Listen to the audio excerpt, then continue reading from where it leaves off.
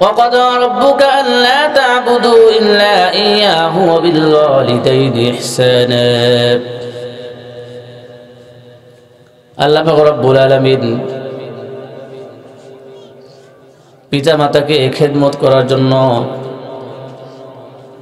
পিতা মাতার বাধ্য হওয়ার জন্য আল্লাহ পাক রব্বুল আলামিন নির্দেশ করছেন তার বান্দাদেরকে। যেহেতু দুনিয়ার বুকে যত মানুষ রয়েছে সমস্ত মানুষের মধ্য থেকে সব থেকে ভালোবাসনেওয়ালা, সব থেকে মহব্বত করনেওয়ালা সে হলো আমার আপনার নবী জনাবে মুহাম্মদুর রাসূলুল্লাহ সাল্লাল্লাহু আলাইহি ওয়াসাল্লাম। আল্লাহর নবী বলেন, আমার পরে দুনিয়ার বুকে যদি এমন কেউ থেকে থাকে সে হলো মা। মা দুনিয়ার মধ্যে সব থেকে সন্তানকে বেশি ভালোবাসেন। দুনিয়ার বুকে সন্তান থেকে বেশি মা ছাড়া কেউ ভালোবাসে না। বাবার কথা বলে নাই, মায়ের কথা বলছে। শুধু তাই নয়, এই দুনিয়ার বুকে জান্নাত রাখছে মায়ের পদতলে। যদি জান্নাত কামাই করতে হয়, জান্নাত অর্জন করতে হয়, তাহলে মায়ের খুশি করে মায়ের পদতল থেকে, মায়ের পায়ের নিচ থেকে জান্নাত সংগ্রহ করতে হবে। আল্লাহর নবী বলেন, যে ব্যক্তির উপরে তার মা অসন্তুষ্ট হয়ে যায়,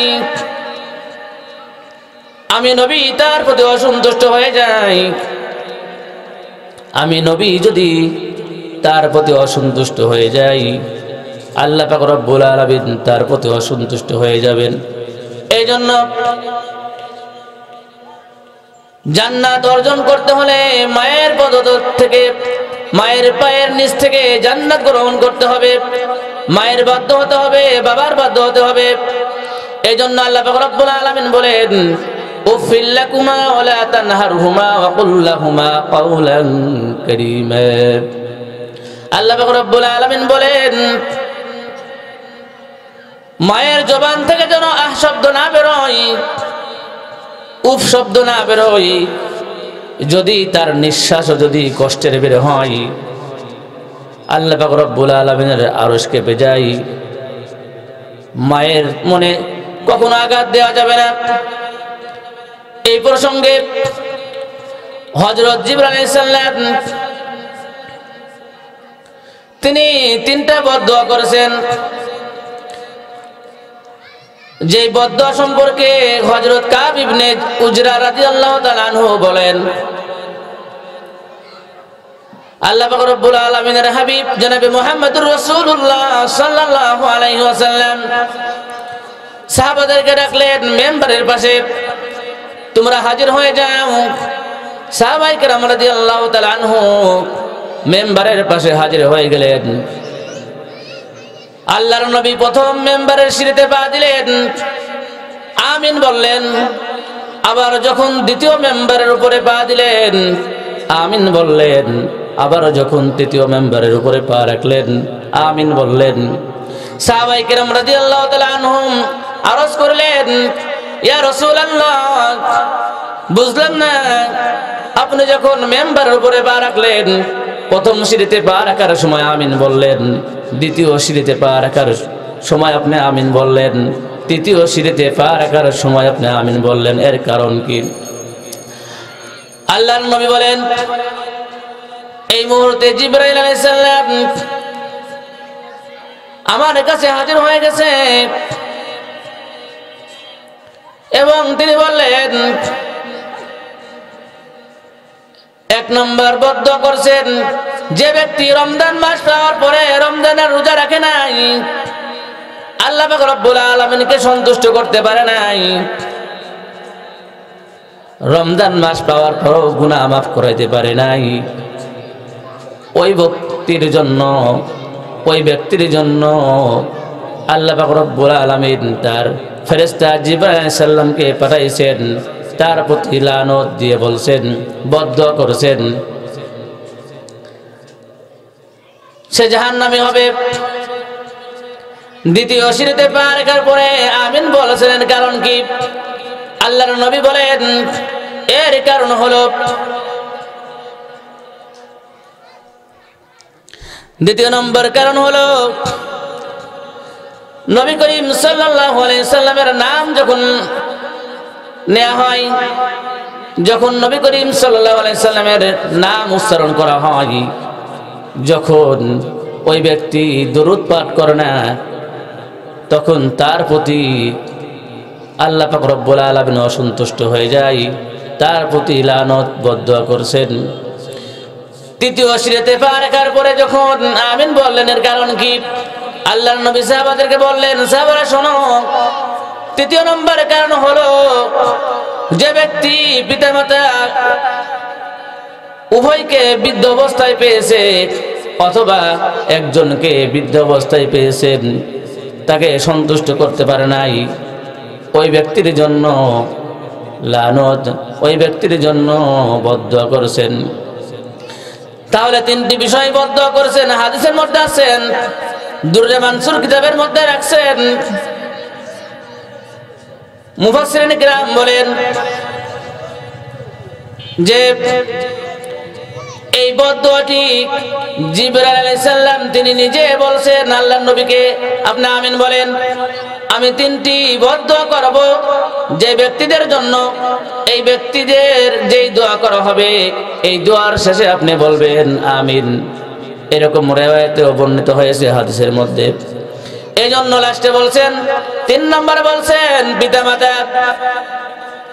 পিতামাতাকে যদি কেউ অসন্তুষ্ট করতে চায় তাহলে সে জাহান্নাম কামাইতে পারবে, আর যদি পিতামাতাকে সন্তুষ্ট করতে চায় আল্লাহর হাবিব বলেন সে জান্নাত পেয়ে যাবে। এই জন্য জাহান্নাম কামাই করার ইচ্ছা থাকলে মা বাপকে কষ্ট দিতে হবে, আর যদি জান্নাত পাওয়ার ইচ্ছা থাকে তাহলে মা বাপকে সন্তুষ্ট করতে হবে। মা বাবার অবাধ্য হওয়া যাবে না, মা বাবাকে কখনো কষ্ট দেওয়া যাবে না। এই জন্য এই তিনটি বদদুয়া সম্পর্কে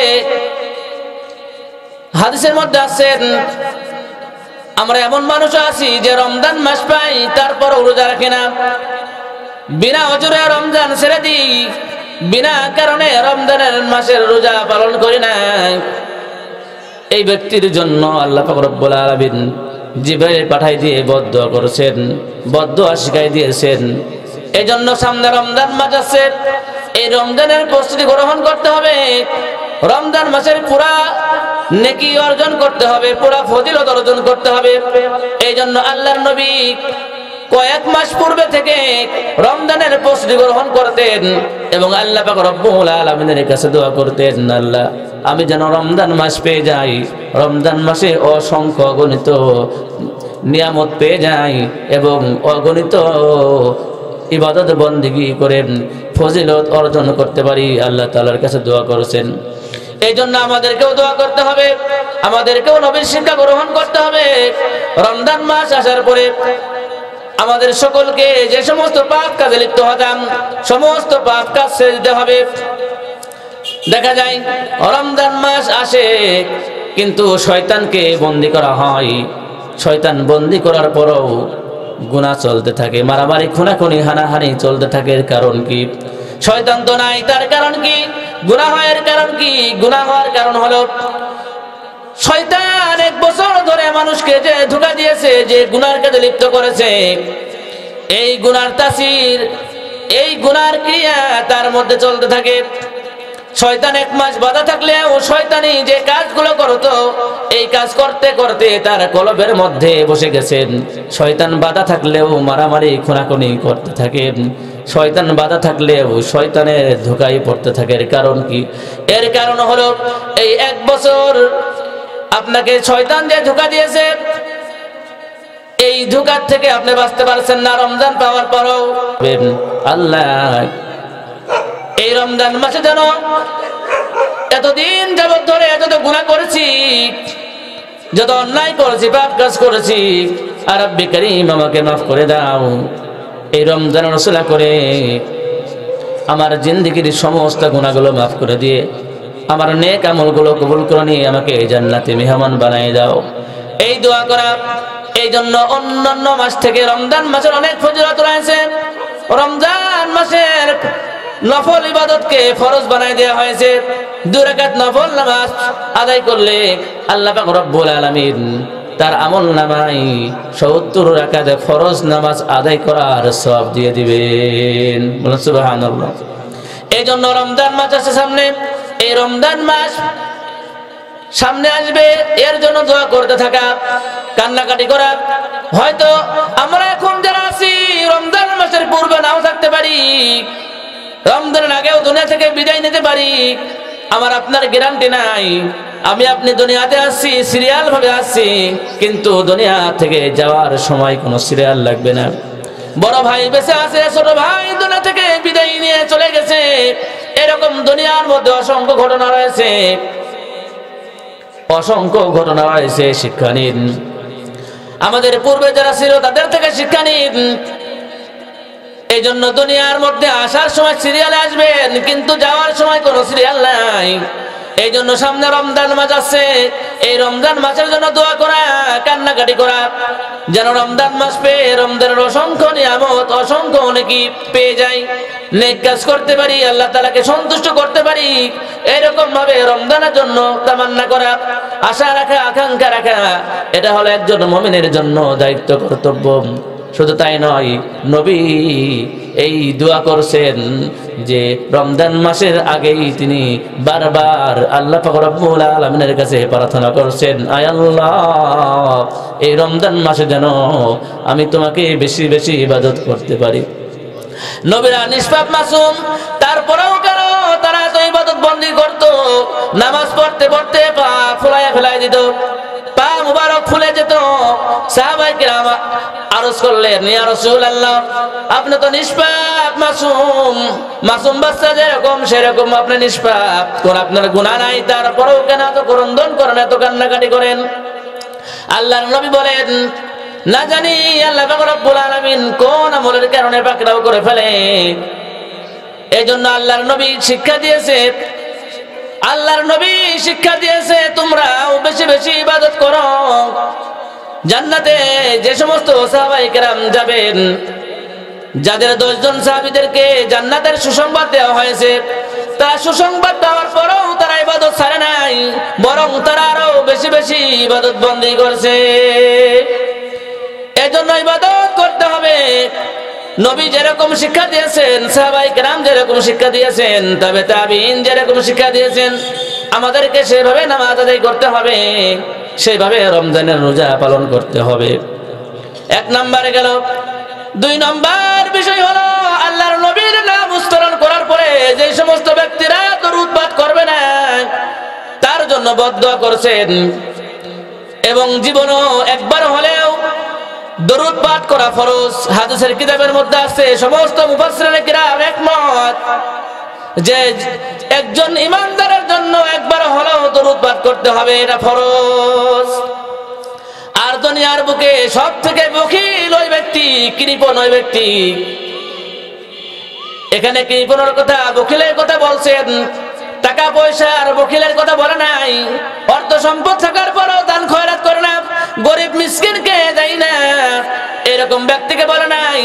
সব থেকে কৃপণ হলো যে ব্যক্তি নবীর নাম শ্রবণ করার পরেও, যে ব্যক্তি নবীর নাম শোনার পরে দরুদ পাঠ করে না। আল্লাহর নবী বলেন, দুনিয়ার বুকে সব থেকে বখিল কৃপণ হলো ওই ব্যক্তি যে আমার নাম শ্রবণ করার পরেও দরুদ পাঠ করে না। ওই ব্যক্তির প্রতি বদদুয়া, তার প্রতি লানত। এই জন্য নবীর নাম শ্রবণ করার সঙ্গে সঙ্গে দরুদ পাঠ করতে হবে। লম্বা দরুদ পাঠ করতে না পারলেও সাল্লাল্লাহু আলাইহি ওয়াসাল্লাম এতটুকু দরুদ অন্তত পাঠ করতেই হবে, এটা বাধ্যতামূলক। এই জন্য দরুদ পাঠ করার অনেক ফজিলত রয়েছে। শুধু তাই নয়, একজন ব্যক্তি মরুভূমির মধ্যে চলছে, চলতে চলতে চলতে চলতে বাপ বেটা অর্থাৎ বাবা এবং ছেলে চলতে চলতে হঠাৎ করে মরুভূমির মধ্যে বাবা মারা যায়।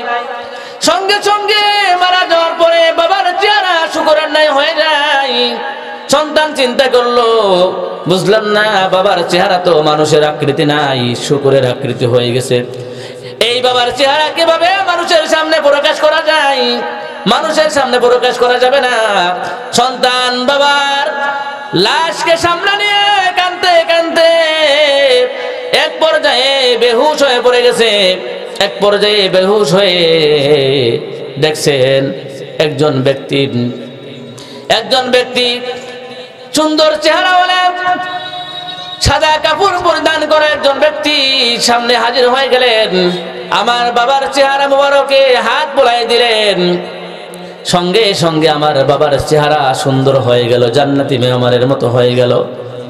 আমার হঠাৎ করে ঘুম ভেঙে দেখি আমার বাবার চেহারা জান্নাতি মানুষের ন্যায় হয়ে গেল।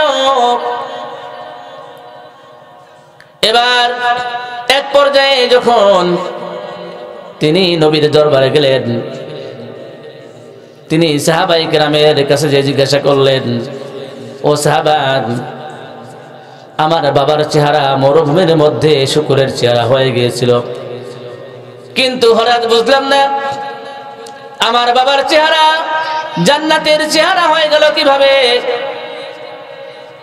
আমি শুধু এতটুকু অনুভব করছি, আমি যখন আমার বাবার চেহারা শুকরের ন্যায় হয়ে গেছিল, আমি বেহুশ হয়ে গেছিলাম কাঁদতে কাঁদতে। এক পর্যায়ে দেখি একজন ব্যক্তি সাদা কাপড় পরিধান করা সুন্দর চেহারাওয়ালা, তিনি এসে আমার বাবার চেহারার মুখে হাত বোলাই দিল। সঙ্গে সঙ্গে আমার বাবার চেহারা সুন্দর হয়ে গেল, জান্নাতের মতো, জান্নাতীদের চেহারার মতো হয়ে গেল। এর কারণ কি? সাহাবায়ে কেরাম বললেন, তোমার বাবার কি আমল এমন আছে? বলে, আমার বাবা কোনো নামাজ পড়তো না, রোজা রাখতো না, হজ করতো না, যাকাত দিত না, শুধু একটা আমল করতো, তার জবানে সাল্লাল্লাহু আলাইহি ওয়াসাল্লাম অথবা দরুদ পাঠ করতো। সাহাবায়ে কেরাম বললেন, শোনো, তোমার বাবার এই দরুদ পাঠ করার কারণে আল্লাহর নবীর প্রতি এত দরুদ পাঠ করছেন, প্রতিদিন জবানে তার দরুদ পাঠ করে আরশে আজিম পর্যন্ত, নবী পর্যন্ত তার দরুদ পৌঁছায় যায়। আজকে যখন এই দরুদ আরশে আজিমে পৌঁছায় নাই, এই দরুদ নবীর দরবারে পৌঁছায় নাই, আল্লাহর নবী চিন্তা করলেন, আমার এই বান্দা, আমার এই উম্মত আজকে দরুদ পাঠ করলো না, এর কারণ কি? আল্লাহর নবী তিনি তার তারাশে বের হলেন। এক পর্যায়ে দেখেন মরুভূমির মধ্যে শুয়ে আছে আল্লাহর নবী। সে কেউ ছিল না, সে ছিল আমার আপনার নবী জনাবে মুহাম্মদুর রাসূলুল্লাহ সাল্লাল্লাহু আলাইহি ওয়াসাল্লাম। তিনি তার মুখের উপরে হাত বুলাই দিয়েছেন। এজন্য দরুদের অনেক ফজিলত রয়েছে। শুধু তাই নয়, যদি কোনো ব্যক্তি দরুদ পড়তে পড়তে পড়তে পড়তে ঘুমায় যায়, এরকম যদি পড়তে পড়তে ঘুমানোর অভ্যাস করা যায়, হয়তো যদি ওই দরুদ আল্লাহর কাছে পৌঁছে যায়, নবীর দরবারে পৌঁছে যায়, আল্লাহর নবী স্বপ্নে এসে তার সঙ্গে মুলাকাত করবে। বলুন সুবহানাল্লাহ। এই জন্য দরুদের অনেক ফজিলত রয়েছে, দরুদের অনেক ফায়দা রয়েছে। এই জন্য দরুদের এই ফায়দা বুঝতে হবে। 3 নম্বর বিষয় হলো পিতামাতা। পিতামাতা বৃদ্ধ অবস্থায় যে সন্তান পাইল, অথবা একজনকে পাইল, যে সন্তান পাওয়ার পরেও পিতামাতাকে খেদমত করতে পারলো না, সন্তুষ্ট করতে পারলো না, ওই ব্যক্তির জন্য বদদুয়া। বর্তমান সমাজের মধ্যে পিতামাতাকে সন্তান অন্য নজরে দেখে, সন্তান ওই পিতামাতাকে খেদমত করতে চায় না। সন্তান থাকে অট্টালিকায়, মা থাকে ওই কুঁড়ে ঘরে। এই জন্য এটাও নবীর আদর্শ নয়, এটা নবীর শিক্ষা নয়। মা যেহেতু অনেক মর্যাদাবান, মাকে দুনিয়ার বুকে অনেক সম্মান দান করেছেন, এজন্য মাকে সন্তুষ্ট করতে হবে। দুনিয়ার কোন জায়গায় জান্নাত রাখেন নাই, একমাত্র মায়ের পায়ের নিচে আল্লাহ পাক রব্বুল আলামিন জান্নাত রেখে দিয়েছেন। এজন্য কোন পীরের দরবারে গেলে জান্নাত পাওয়া যাবে না, কোনো গ্যারান্টি নাই। এরকম পীরের দরবারে গেলে জান্নাত পাওয়া যাবে, কোনো গ্যারান্টি নাই। কিন্তু মাকে খেদমত করে সন্তুষ্ট করে যদি কোনো ব্যক্তি চলতে পারেন, আল্লাহ পাক রব্বুল আলামিন বলেন, আমি রব ওই ব্যক্তিকে জান্নাত দান করে দিব। সুবহানাল্লাহ। এজন্য মাকে সন্তুষ্ট করতে হবে। মায়ের অনেক সম্মান, অনেক দাম। জান্নাত পীরের পায়ের নিচে নাই, জান্নাত দুনিয়ার কোন ব্যক্তির পায়ের নিচে রাখেন নাই, একমাত্র মা ছাড়া। এই জন্য মায়ের পদতলে জান্নাত। জান্নাত কামাই করতে হলে আগে মাকে খুশি করেন। পীরের দরবারে গরু ছাগল মারেন, কোনো ফায়দা হবে না। নিজের মা এক টুকরা গোশত পায় না, ভালো খাবার পায় না, আপনার পীরের দরবারে ছাগল গরু নিয়ে যান, এটা কখনো কবুল হবে না, নাকি বলেন? এজন্য মাকে তালাশ করেন, মা কি খেয়ে আছে না খেয়ে আছে তালাশ করেন, মাকে সন্তুষ্ট করেন। দেখবেন আল্লাহ পাক রব্বুল আলামিন এই মাকে সন্তুষ্ট করার জন্য আল্লাহ পাক রব্বুল আলামিন হয়তো চাইলে জান্নাত দিয়ে দিতে পারেন। এই জন্য মা বাবার জন্য দোয়া শিক্ষা দিয়েছেন, রব্বির হামহুমা কামা রব্বায়ানি সগীরা। মা বাবার জন্য দোয়া করো। কোরআনের মধ্যে আয়াত নাযিল হয়ে গেছে, সন্তান কি করবে, কিভাবে দোয়া করবে, মায়ের জন্য কিভাবে দোয়া করবে, দোয়া শিক্ষা দিয়েছেন। এই জন্য যখন দোয়া করবেন, রব্বির হামহুমা কামা রব্বায়ানি সগীরা, আমরা তো এই দোয়া দূরের কথা, আমরা গীবত শিকায়তের মধ্যে চলে যাই, কার কত দোষ ত্রুটি বাহির করি, কিন্তু আমি নিজেই যে ওই গুনার কাজে লিপ্ত, ওই দোষে দোষারিত, কিন্তু আমি নিজে ভাবি না, কিন্তু অন্যের দোষ তালাশ করি। এজন্য অন্যের দোষ তালাশ করার আগে নিজের দোষকে তালাশ করা, নিজে সংশোধন হওয়া। এই জন্য হাদিসের মধ্যে আছে যে মানুষের নিয়ে গবেষণা করা, মানুষের দোষ ধরা এটা ভালো কাজ নয়। মানুষের নিয়ে গীবত করা এটা খুব জঘন্য কাজ।